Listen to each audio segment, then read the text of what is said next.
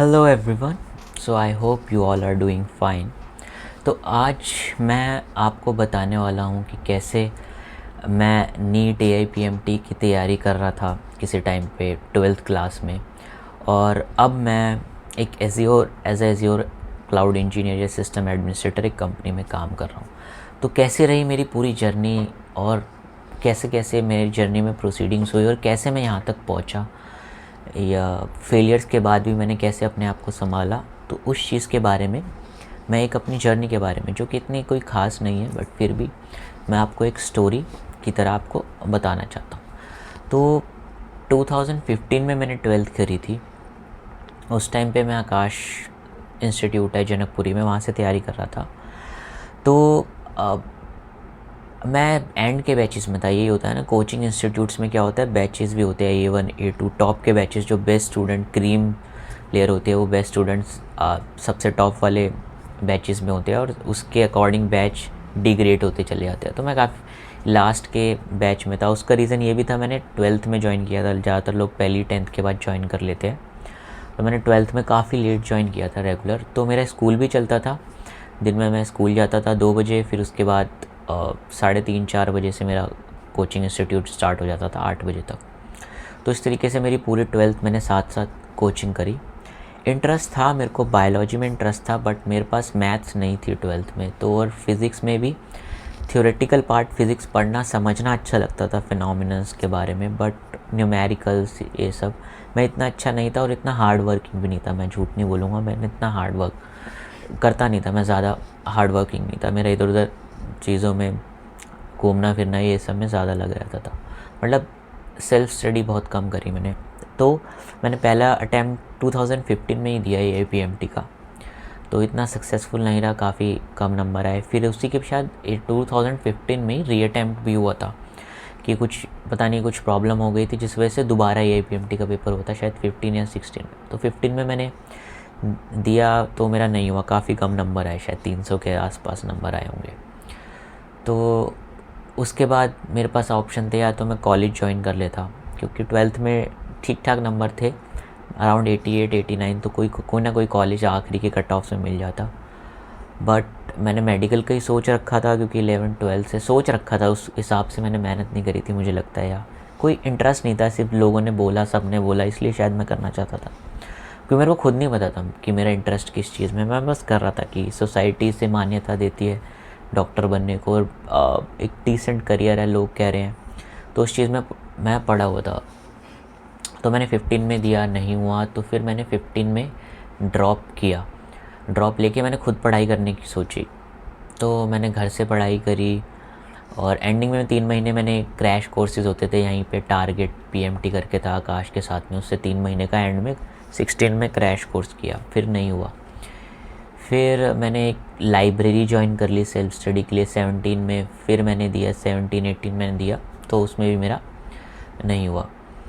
तो फिर इसके साथ साथ यही हुआ, 2015 के बाद से मेरे घर की कंडीशन भी धीरे धीरे ख़राब होती, फिनेंशियल कंडीशन मतलब ख़राब होती। मेरे पापा अर्न करते हैं, मेरी मम्मी होम मेकर है, तो पापा के बिज़नेस में काफ़ी लॉसेस हुए, या कुछ भी लॉसेस थे, तो जिस वजह से कंडीशंस, फाइनेंशियल कंडीशन धीरे धीरे काफ़ी ख़राब होती चली। तो और ड्रॉप लेने की जगह मैंने सोचा कुछ काम करने की। उस टाइम मैं काम ढूंढ रहा था। इसी टाइम 17 की बात होगी, मैंने वीडियोस भी बनाना शुरू किया अपने फ़ोन से ही पढ़ते हुए। तो मैं निमोनिक ट्रिक्स बनाता था, फ़नी ट्रिक्स अपने खुद बनाता था, मैंने कहीं से इधर उधर से लाता नहीं था। उस टाइम पे नया नया कॉन्सेप्ट था, तो और चलने भी लगी थी कुछ कुछ वीडियोस मेरी मोबाइल से बनाता था, बट इतना स्कोप लगता नहीं था मेरे को, क्योंकि उस टाइम मेरे को तुरंत पैसे चाहिए थे। अब फाइनेंशियल कंडीशन ख़राब, मतलब काफ़ी ख़राब हो गई थी, कि घर को सपोर्ट करने वाली कंडीशन थी कि मेरे को ही सपोर्ट करना पड़ता। तो इस तरीके से मैंने धीरे धीरे मेरे दोस्त की एक कलेक्शन एजेंसी थी, जो banks third party collection agency उसको देती है, उसके पापा की कलेक्शन एजेंसी थी, तो उसमें मैं काम करने लगा। तो हम कॉल करके रिकवरी करते थे, मतलब पेमेंट्स कलेक्ट करते थे, तो उसके बदले में कुछ इंसेंटिव वगैरह आता था हमको। तो धीरे धीरे वो करना शुरू किया, और उसके बाद तो घर में कुछ प्रॉपर्टी वगैरह का सीन हुआ, तो कुछ पैसे मिले, तो उससे मैंने सोचा बिज़नेस करता हूँ। जॉब के मन में था ही नहीं कि मेरे को जॉब भी करना है। वैसे तो मैं डिप्रेशन 2017-18 में, क्योंकि इतने नीट के अटैम्प्ट्स देने के बाद घर में पढ़ सबसे बड़ा बस मिलना जुलना छोड़ दिया था, सोशल होना बहुत कम कर दिया। घर में कमरे में, इसी कमरे में पढ़े रहना, पढ़ना, कितनी पढ़ाई होती है, अब घर में फ्रस्ट्रेट ही हो जाते हो। तो इन्हीं सब में पढ़ा रहा तो काफ़ी मेंटल कंडीशन ख़राब हुई, जिस वजह से मैंने सोचा बाहर जाके काम करते हैं। कॉलेज में भी एडमिशन लिया मैंने, इसी दौरान DU में एडमिशन लिया इकोनॉमिक्स पर। ज़्यादा देर 1 महीना गया, बट साथ में काम भी कर रहा था, तो काम पे ज़्यादा फोकस करने के लिए मैंने कहा एक चीज़ में फ़ोकस करते हैं। मैंने ड्रॉप आउट कर दिया था कॉलेज। तो मैं काम करने लगा, उससे इतनी ज़्यादा अर्निंग नहीं हो रही थी। फिर मैंने बिज़नेस करने की सोची, जैसे बताया कुछ पैसे मिले तो मैंने सेल परचेज़ का, बाइक्स की जो सेकेंड हैंड बाइक्स होती है उनका सेल परचेज़ का काम, तो कार ट्रेड एक्सचेंज करके होती थी। वो क्या होती थी, जो फाइनेंस की गाड़ियाँ उठ जाती है, जो किस्तें नहीं भर पाते, वो गाड़ियाँ रिकवर कर लेती है बैंक्स कलेक्शन एजेंसीज के थ्रू। तो उनमें मैंने डील करना स्टार्ट किया। मैंने सेल करना, परचेज़ करना बाइक्स को, उसमें प्रॉफिट हुआ, बट उस टाइम इतनी समझ नहीं थी फाइनेंस से रिलेटेड। तो जितने पैसे आते थे खर्च दिए दोस्त के साथ। दोस्त जो था, दोनों काफ़ी आदतें ऐसी थी, इधर उधर घूमना फिरना, खाना पीना, इन सब में सब उड़ा दिया और ख़राब करता चला गया। तो इस तरीके से 18-19 निकला।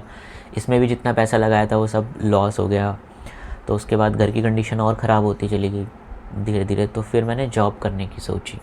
2019 में मैंने जॉब करने की सोची, इधर उधर इंटरव्यू देने लगा। पहली बार मैंने इंटरव्यू दिया। सबसे बड़ी प्रॉब्लम थी, मैं पब्लिक स्कूल में तो पढ़ा था, बट इंग्लिश का कोई नहीं था। इंग्लिश कॉन्वर्सेशन ना स्कूल में होती थी ना घर में होती थी, और इंटरव्यूज़ इंग्लिश में ही दिए जाते थे। बट ये था कि मैं बचपन से इंग्लिश मूवीज़, आर्टिकल, न्यूज़पेपर पढ़ रहा था। तो मैं इंटरव्यू देने गया तो मैं इंग्लिश मेरे को पहली बार मैंने ज़िंदगी में मतलब इतनी कॉन्वर्सेशन करी इंग्लिश में, इंटरव्यू दिया। बट काफ़ी उसमें मैं नर्वस था, पहला इंटरव्यू था। तो इस तरीके से 2-3 इंटरव्यू दिए, 1-2 जगह हुआ। तो Shine.com करी, हिंदुस्तान टाइम्स का जॉब पोर्टल था Shine.com, उसमें एज अ सेल्स रिप्रेजेंटेटिव मैंने जॉब करना स्टार्ट हुआ। तो वहाँ पे कुछ चीज़ें ऐसी ख़राब हुई, कुछ फ्रॉड जैसा मेरे को काम लगा, जो मैं बताऊँगा कभी, डिटेल में बताना पड़ेगा उसके लिए। तो वो सब मैंने वहाँ से छोड़ा। फिर गुड़गांव में BPO था, ग्लोबीवा, उसमें कुछ ओला करके प्रोसेस था बाहर की, ओला लंदन करके। बट इसी दौरान लॉकडाउन हो गया, तो लॉकडाउन में वो जॉब भी चली गई। बट लॉकडाउन से पहले मैंने विप्रो BPO सरिता विहार में, दिल्ली में ही सरिता विहार में, तो वहाँ पे मैंने इंटरव्यू दे रखा था। तो फिर वहाँ पे जॉब छोड़ दी, क्योंकि वहाँ पे कुछ ऐसा फ्रॉड जैसा काम हो रहा था, और जिसकी मैंने कंप्लेंट वगैरह भी की, बट वो मेरे को नहीं करना था।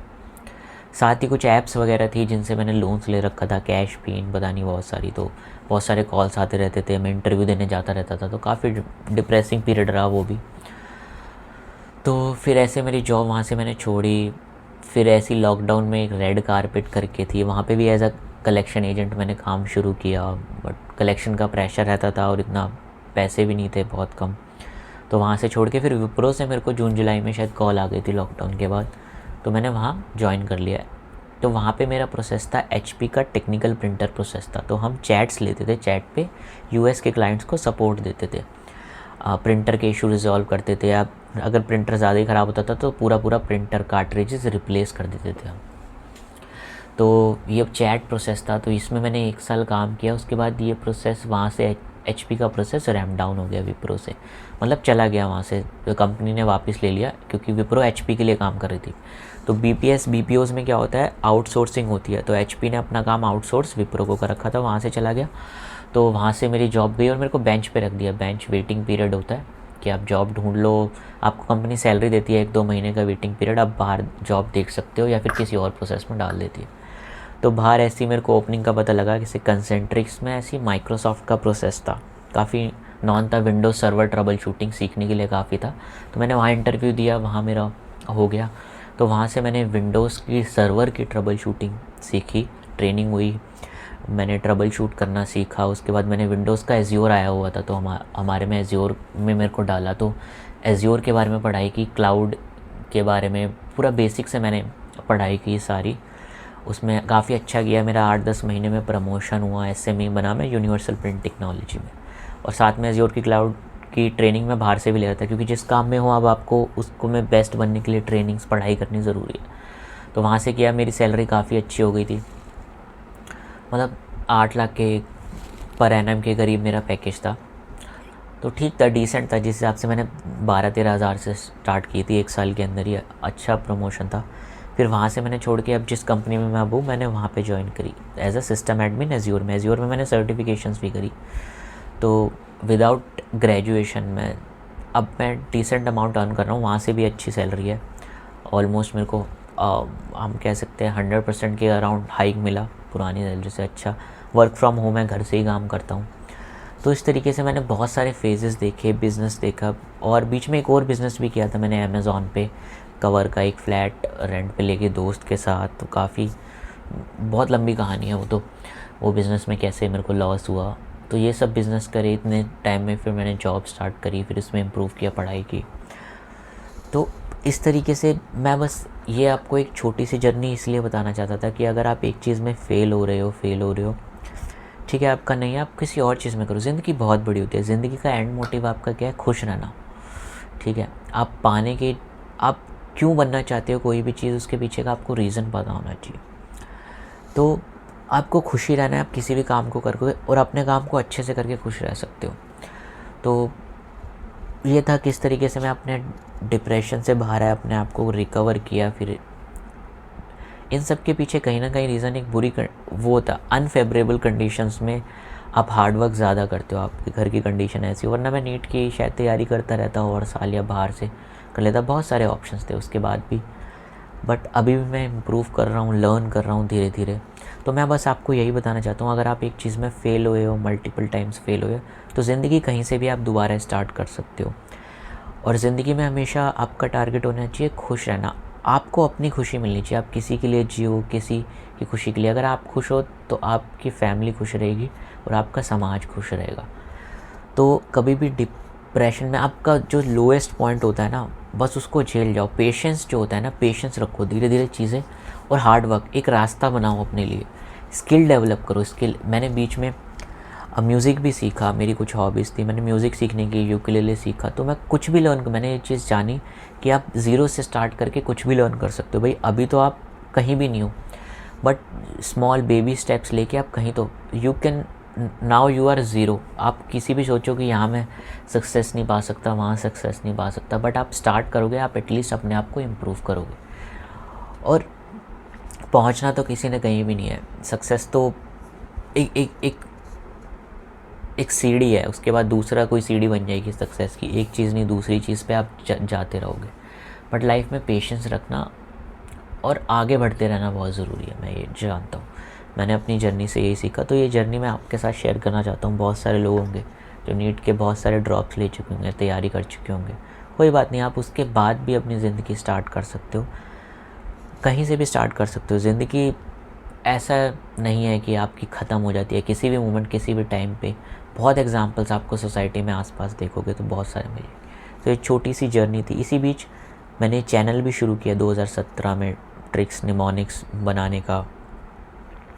मैं अपनी खुद की निमोनिक्स ट्रिक्स बनाता था, अच्छी चलती थी, बट इतना कोई अर्निंग सोर्स नहीं था। 17-18 में स्टार्ट किया था, तब से धीरे धीरे वीडियोज़ इसमें कभी कभी डाल देता हूँ, बट इतना वो नहीं था। तो ये मैं एक जर्नी बनाना चाहता हूँ। मैं कंप्लीट फेलियर था नीट का, और कैसे मैं धीरे धीरे रिकवर किया, और आज डिसेंट है, मतलब अच्छा, खुश रहने लायक कमा रहा हूँ, और अपनी फैमिली को भी अर्न करके दे रहा हूँ, और फैमिली चला पा रहा हूँ। तो यही मेरी छोटी सी जर्नी थी, and thank you for watching.